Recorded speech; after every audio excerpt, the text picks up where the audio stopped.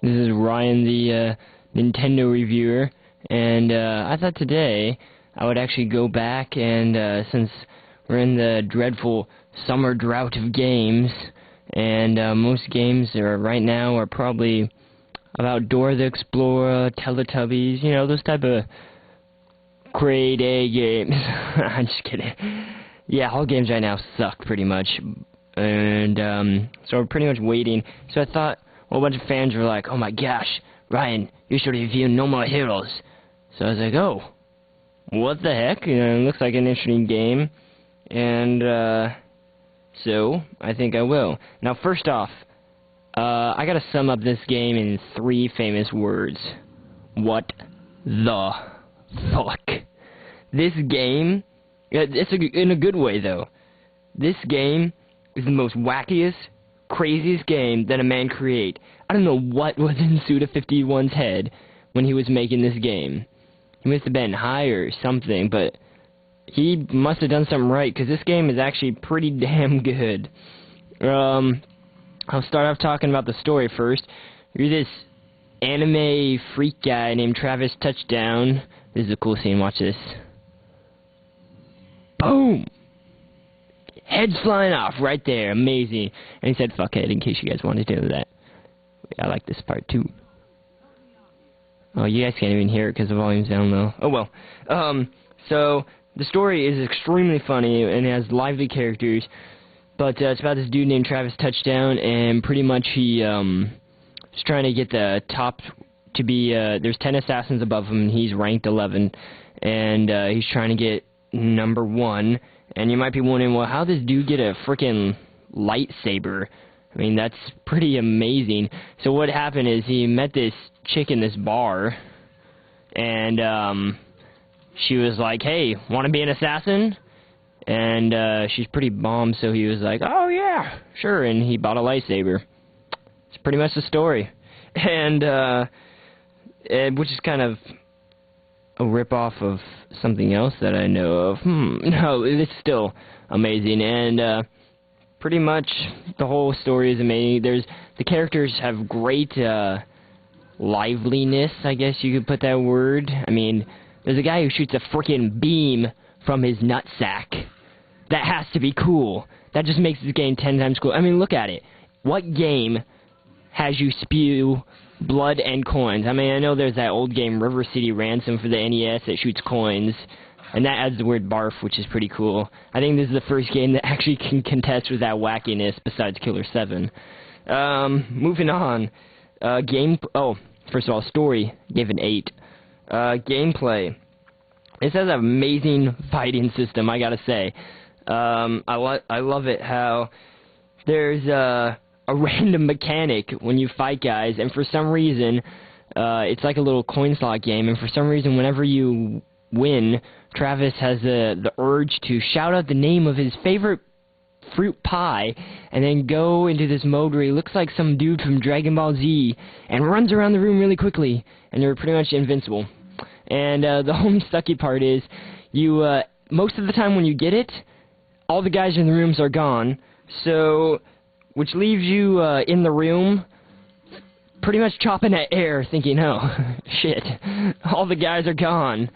But I'm going to see if I can get a random mechanic going on.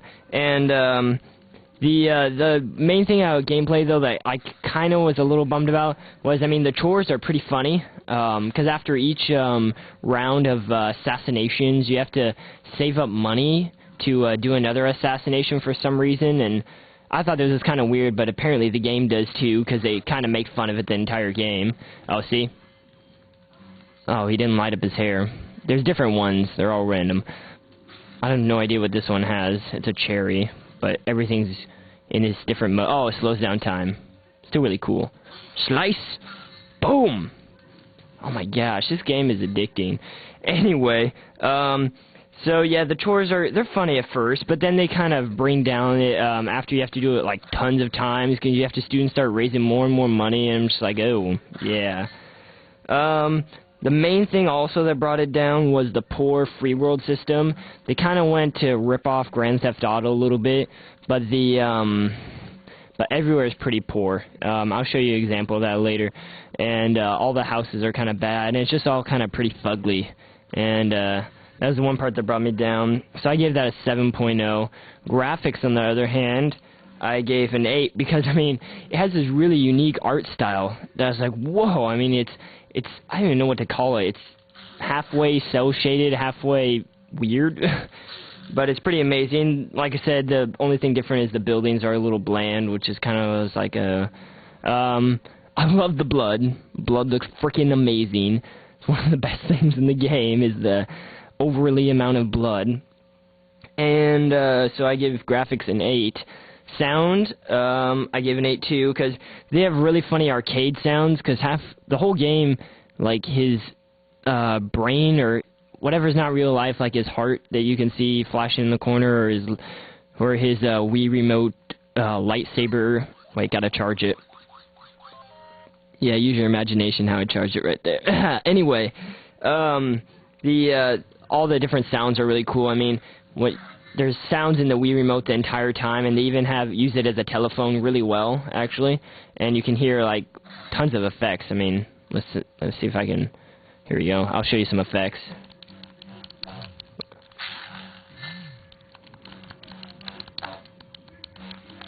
You can't hear it very well because there's not a lot of effects right now, but it does sound really good. And so I gave that an 8. And finally, controls, I gave an 8.5 because, I mean, there's great controls. I mean, all you do, they didn't try and make it all complicated by having you swing the Wii controller and make it feel like Legend of Zelda or something.